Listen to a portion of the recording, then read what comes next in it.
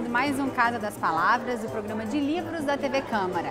E essa edição especial foi toda realizada e produzida aqui na terceira Bienal do Livro e da Leitura de Brasília.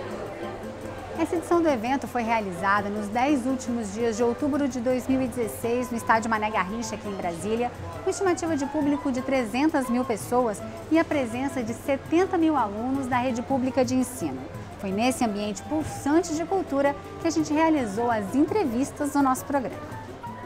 Mulher negra de origem pobre e escritora premiada, Teresa Cárdenas é um pequeno milagre da literatura latino-americana. Cubana, a autora do livro Cachorro Velho, que recebeu o prêmio Casa de las Américas na categoria Infanto-Juvenil, esteve na Bienal e conversou com a gente sobre literatura e preconceito. Teresa, obrigado por aceitar o convite aqui do Casa das Palavras. Até que ponto que a literatura que você faz, ela pode resgatar a identidade de uma pessoa e até indo mais além? Até que ponto a literatura resgata a identidade de um povo? Parece que esse é o objetivo principal do que você escreve, ou eu estou errado? Primero, déjame decirte que escribo para niños y jóvenes, que es un público difícil, un público diferente, un público complejo, en el sentido que es un público muy sincero de lectores. Sinceramente, si no le gustan lo que están leyendo, lo dejan. No se puede mentir para las crianças. No se puede mentir, en lo absoluto. Y los temas que manejo son, realmente se me describe como una escritora de temas duros, difíciles, porque hablo de la discriminación, hablo de la violencia contra los niños, contra los ancianos, contra violencias de género, sobre migración, sobre homosexualidad, sobre suicidio, sobre ancianos. Son temas que usualmente no sueles encontrar en los libros para niños, ¿no? Donde algunos escritores, no sé por qué, solamente escriben de mascotas, de animalitos y demás. Y como yo siempre digo, los niños son los testigos de nuestras miserias, sí, de las cosas difíciles que nos suceden. Siempre hay un niño presente, testigo, y que siempre nos va a juzgar, tal vez en un futuro. O sea que hay que saber cómo llevar estas situaciones delante de los niños y darles a ellos también herramientas de cómo llevar situaciones difíciles. Vivimos en un mundo cada vez más violento, en un mundo donde no hay respeto por la vida, en lo absoluto, donde no hay respeto por el otro, donde se discrimina a niños por el color de su piel, por lo que piensa su familia, por donde vive, por cómo visten, por cómo hablan, por lo que comen. Y entonces hay que realmente darle herramientas a los niños para que se defiendan. Es muy duro, es muy triste lo que está sucediendo actualmente y sería mucho más triste si te pones a pensar que son las personas que van a dirigir el mundo en 20 años. O sea, estamos fabricando monstruos sin amor, sin afetividad, sin tolerancia. E você acredita que a literatura é uma arma contra isso? Totalmente, totalmente. A veces sucede que en las familias dejan que los maestros se ocupen de educar a los hijos, ¿no? Y a veces vemos a los maestros y dicen, no, solamente te damos clases, la educación te la tienen que dar los padres, ¿no? Entonces hay como un cachumbambé, decimos en Cuba, ¿no? Y nadie se responsabiliza totalmente con eso. Yo creo que también hay que sumar a los escritores para niños y jóvenes en este equipo, ¿no? No solamente los padres, no solamente los maestros, también los escritores para niños y jóvenes. En mi caso, soy maestra, soy madre y soy escritora. O sea, se resume en una sola persona todas estas identidades, digamos, ¿no? Entonces, a la hora de escribir mis libros, tengo en cuenta todas estas cosas. Cómo educar mejor a mi hijo, cómo preparar mejor a mis hijos para enfrentar lo que viene. Son niños negros, son niños que son muy pequeños. El más pequeño tiene 6 años y ya ha sufrido discriminación. Ya se han burlado de él en la escuela porque es negro. Entonces, ¿cómo yo voy a preparar a mi hijo para que sepa que no es malo ser negro? Que sepa que no es feo ser negro. Isso foi o que te levou a começar a escrever, não é? Exactamente, porque cuando tenía más o menos esa edad, yo fui muy precoz a la hora de empezar a leer. Como en mi familia era muy humilde, muy pobre, no había interés ninguno por la lectura. y yo tenía que buscar un lugar donde encontrar historias que me hablaran a mí. Pero cuando fui a buscar las historias no había nadie que se pareciera a mí. Eran personas que se sonrojaban, personas que miraban los ojos azules, que el cabello se movía en el viento, que se sonrojaba. Yo recuerdo, le dije a mi mamá, ¿qué cosa es sonrojo? No sé qué cosa es sonrojarse. Y mi mamá se quedó, no sé, Filia, no sé qué es, porque no sabía tampoco. Mi mamá llegó hasta 3er grado de educación, no sabía. Y entonces esta búsqueda de personajes que se parecieran a mí foi infrutuosa. Isso levou você a escrever seu primeiro livro? A Cartas al Cielo. Yo escribí, tenía 20 y tantos años, ya había empezado como a practicar, siempre pertenecía a talleres literarios, me gustaba mucho la lectura, me gustaba, pero no me atrevía. Y empecé a escribir como si fueran, yo escribía diarios antes, diarios de lo que me sucedía, y empecé a escribir un poco más responsablemente. Esse Cartas para Minha Mãe... No, el título original es Cartas al Cielo, pero cuando fue publicado en Estados Unidos, por conceptos de ideas religiosas y demás, le cambiaron el título y pusieron Cartas a mi madre. Que é uma novela epistolar. Es una novela epistolar, Cartas. ¿Te gustaría yo leer una carta en español? Sí. Mamita, en la calle me encontré un pedazo de espejo. Ahora no hago otra cosa que mirarme en él. La frente, los ojos, la nariz, la boca. ¿Sabes? He descubierto que mis ojos se parecen a los tuyos, que más bonitos no podían ser. Y mi nariz y mi boca son normales. No me gusta que digan que los negros son ñatos y que tienen bemba. Si Dios existe, seguro está bravo de oír tanta gente criticando su obra. ¿Cómo crees que me vería con los ojos azules, la nariz finita y la boca como una raya? Feísima, ¿no es verdad? Por eso no me dejo pasar el peine caliente. No quiero parecerme a Sara. Prefiero hacerme moñitos como las africanas. Teresa, você acredita que a literatura ela pode fazer sonhar e também levar a pessoa a se engajar em algum movimento, em alguma atitude para ajudar a tornar o mundo melhor? Eu acho que sí, totalmente.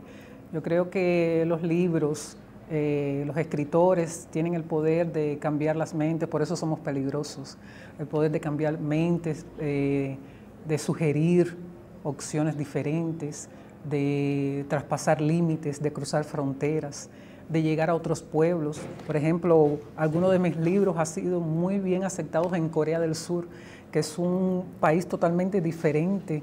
Si lo analizas desde el punto de vista cultural de Cuba, no tiene que ver, y sin embargo es un libro que se quiso mucho allá, fue un libro que resultó el mejor libro publicado, más aceptado por los adolescentes, la edad difícil, y en Corea del Sur, y sin embargo sí fueron muy bien aceptados allá.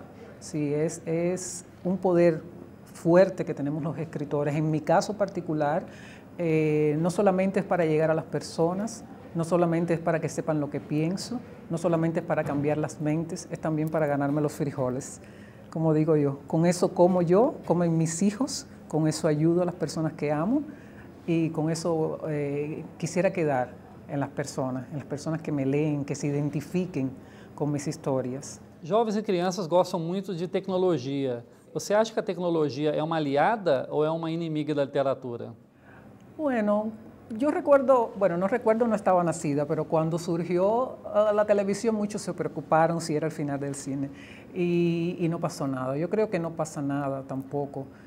Hay muchos que no logran tener mis libros, pero van a internet y consiguen al menos una foto, consiguen un fragmento de un libro. Yo creo que no pasa nada, solo que la magia, digamos, del libro no va a ser sustituida jamás por nada. Yo siempre digo, el libro te lo puedes llevar como un amante a la cama, el libro puedes dormir con él. No puedo dormir abrazada a mi laptop, pero sí lo hago abrazado a un libro. Yo recuerdo, yo leía mucho César Vallejo y decía, César Vallejo me lo llevo a la cama. y los que no conocían decían, ¿te lo llevas a la cama? Digo, sí, es un libro, me lo llevo a la cama. Teresa Cárdenas, Cartas para Minha Mãe e Perro Viejo, Cachorro Velho. Né? 2 livros da Teresa lançados no Brasil.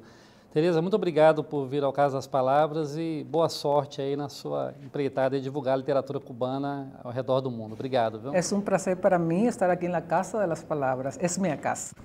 Donde mejor me siento es con las palabras. Vamos fazer um breve intervalo, daqui a pouco mais uma entrevista realizada aqui na terceira Bienal do Livro e da Leitura de Brasília. Mas antes, vamos ouvir o que os nossos deputados têm a dizer sobre livros. Uma dica de leitura que eu dou para você é o livro Como Fazer Amigos e Influenciar Pessoas.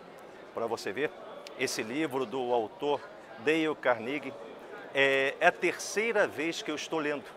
E ele fala exatamente sobre o relacionamento interpessoal. Caminho da Liberdade, de Nelson Mandela, porque este livro foi escrito pelo Mandela no momento em que ele estava na prisão. É uma biografia, mas uma biografia que traz um conteúdo muito importante do ponto de vista das relações humanas, do ponto de vista da concepção política, de quem está preso porque tem uma ideia, porque persegue uma ideia de justiça, que foi realmente ali acabar com o apartheid que existia na África do Sul.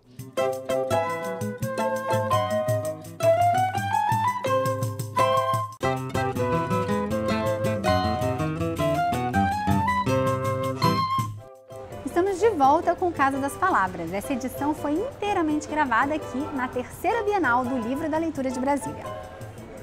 Não se sabe quantas Elisas Lucindas existem no mundo. O que se sabe é que existe uma que é poeta, boa poeta, cantora, palestrante, ativista de questões de gênero e ainda atriz de cinema e de televisão. Todas essas são uma única mulher, uma mulher de muitas faces e muito bom humor, que conversou com a gente aqui no Casa das Palavras. Dizem que moramos na região dos sonhos, logo somos inofensivos. Mas ao primeiro sinal de ameaça à ordem institucional, vem a contra-ordem abjeta. Prendam todos, todos, e comecem pelos poetas.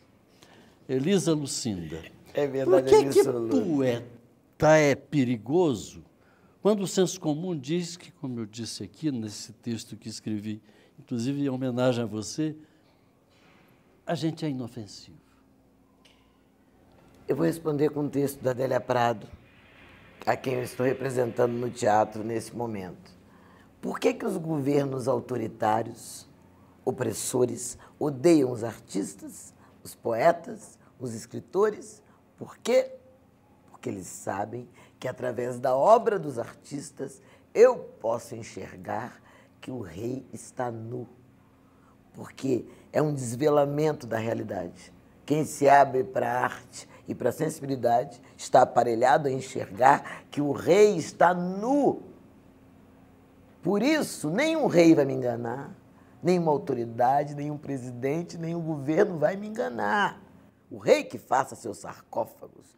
Nós queremos a literatura, nós queremos o teatro para poder rir dele em praça pública, imitar o seu andar e sua preocupação em, depois de morto, não feder. Há uma poeta de Brasília maravilhosa, Adélia. E ninguém sabe que a Adélia faz uma coisa dessa. Isso é na obra, não. É a prosa, obra em prosa. É bem diferente da obra dela. Bom, claro, obra em prosa, maravilhosa, porque é isso, e é isso, a resposta é essa. Porque os poetas são guardiões da linguagem e são analistas, né? O tempo inteiro a gente está olhando aquilo que foi lixo para alguém, aquilo para mim não existe lixo, não existe lixo. Eu escrevo até sobre quase amor, qualquer coisa eu escrevo, entende? Qualquer coisa para mim é matéria de poesia para todos nós. Então eu acho perigoso mesmo os poetas, não são inofensivos. Nem embora inúteis. Sejam pacifistas. Pois é, há uma poeta aqui de Brasília, Angélica Torres Lima, que tem até um livro cujo título é A Poesia Quer Ser Útil. A poesia ela tem alguma utilidade? Eu estou falando do ponto de vista prático. Ou a poesia, ela é útil pelo simples fato de não servir para nada? Ela serve tanto para a vida quanto todas as outras artes. Porque serve mesmo do ponto de vista prático. Nós não damos conta das respostas, das perguntas que a alma faz. A gente não dá conta de onde eu vim, para onde eu vou, o que é que eu faço, que angústia é essa. Quem dá conta é a arte. E a gente vê aquele balé, ou vê aquele quadro, ou vê aquele poema e fala, ai, tá bom, o mundo está certo, parece que o mundo está bom, ficou todo no lugar. Ajeita a vida. A Adélia, eu estou muito ligada nela, que eu estou fazendo esse espetáculo, ela fala uma coisa interessante. Se já existiu o carneiro, na época dos hieróglifos, por que representá-lo? Por que eu vou desenhar o carneiro? Já não tem o carneiro? Não serve o real, não? Não, não serve o real. A elaboração do real que a gente faz, que os artistas fazem, abre a janela para a vida. Por isso é útil. É muito útil, extremamente útil, inclusive para mim na formação a poesia, para mim, entra na formação da cidadania. Gente criada com poesia é mais interessante. Nós estamos gravando essa entrevista em plena Bienal do Livro de Brasília. No meio das palavras. Que você veio aqui falar, fazer uma palestra sobre gênero, sobre intolerância. Sobre o feminino no contemporâneo. Nos dias atuais, contemporâneos. A mulher está conseguindo conquistar esse espaço com muita dificuldade, Elisa. É só abrir o jornal todo dia. A gente todo dia tem uma prova disso, porque se mata mulher como se mata formiga nesse país. O que está acontecendo com as pessoas? Por que ainda existe isso? Seria ainda uma reação ancestral, aquela coisa da mulher vista como a bruxa, de quem se tinha muito medo lá no passado? Educação. Para mim, a base está na educação. Eu fujo de homem cujas mães foram muito dominadoras ou que não se dão bem com elas. Raramente quem não trata bem a mãe vai tratar bem uma mulher. Eu raramente errei também. Porque é o seguinte, eu acho que tem uma educação, a gente tem que virar na educação.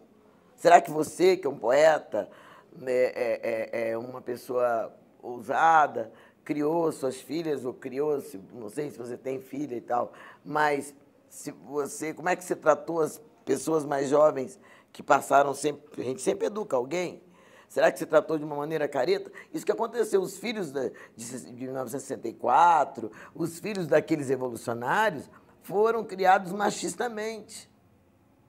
Continuam, a educação machista continua. O menino servido da irmã mais nova até a avó. Todo mundo serve ao rei, que deixa a cueca no chão, e o menino não sabe fazer nada. E aí cresce, e a menina tem que dar conta, minha filha, esquenta a comida para o seu irmãozinho, tudo é para esse homem. E depois ele cresce, tem dificuldade de receber o não de uma mulher, e mata essa mulher. Ele acredita mesmo, ele forma um pensamento onde ele é o rei, ele é dono dela. O machismo é uma coisa muito grave, é um sistema, tanto que tem muitas mulheres machistas. Aí a mulher fala assim, ai, meu filho, Deus me livre, se ele souber que eu usei essa saia, ele não gosta. E ela toma como amor aquilo, reclama. Poxa, o cara mexeu comigo, ele nem bateu no cara. Então, assim, é muito louco, é muito sério, é muito grave. Está tão introjetado. Está muito introjetado. Então, nós temos essa culpa no cartório, uma educação, um sistema machista, e o sistema, a gente sem querer funciona dentro dele. O Brasil é racista. Então, dentro do sistema, mesmo que você não seja racista, você sem querer funciona. Quando você vê só tem amigo branco, quando você vê, o que está acontecendo comigo? O que está acontecendo com a minha história? O que meu filho está vendo?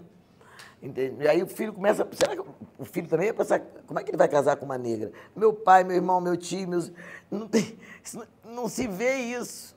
Porque essa é a educação daquilo que não se fala, mas acontece. Então é mais ou menos assim que funciona.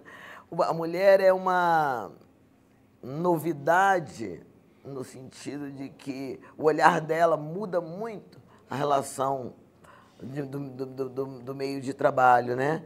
E acho que também é assustador essa mulher aí que decide sua sexualidade, que não precisa do homem para viver, de dinheiro, enfim.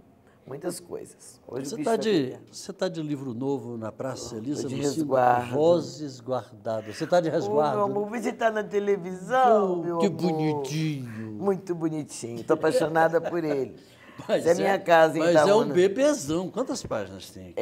Ele 515. o Vozes Guardadas são 2 livros, O Jardim das Cartas e O Livro do Desejo.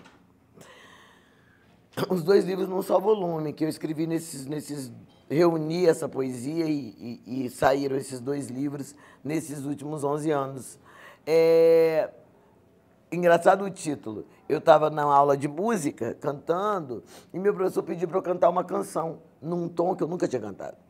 E aí eu cantei e fiquei assim, impressionado com aquela voz. Falei, nossa, que voz interessante, que bonito que ficou cantar nesse tom. Aí ele falei, que voz é essa? Aí ele falou assim, é uma voz que você nunca tinha usado ainda. Eu falei, o quê? Existem vozes guardadas? Ele falou, muitas. Você pode passar a vida sem conhecer suas vozes. Fiquei... Que maravilha. Saí de lá, liguei para minha amiga Giovana Pires, falei, Gel, existem vozes guardadas. Ela, ai, que título lindo. Virou o nome. Eu descobri que o que eu tinha em casa eram vozes guardadas. Sobre o livro do Fernando Pessoa, que não está aqui com a gente, você já tinha feito um espetáculo eu assistia... Com a obra dele. Com a obra do... O encontro, não com a obra, mas o encontro dele de com dois Álvaro heterônimos. de Campos. Álvaro de Campos e com Caeiro. Alberto Caeiro. Alberto Caeiro. E aí, de onde veio a ideia de fazer uma autobiografia não autorizada do homem que já morreu até há não sei quantos anos? Eu achei que me pediram para fazer esse trabalho, uma encomenda. A ideia era uma coisa só para iniciar, meninos, adolescentes na obra dele. E, no entanto, eu caí dentro, resolvi escrever como se fosse para gente grande. E a ideia de fazer em primeira pessoa foi porque eu sabia que em alguns momentos da vida dele eu ia precisar da poesia dele e eu não queria mudar de voz. Então eu falei, eu emendo e ponho em itálico. E foi isso que fiz.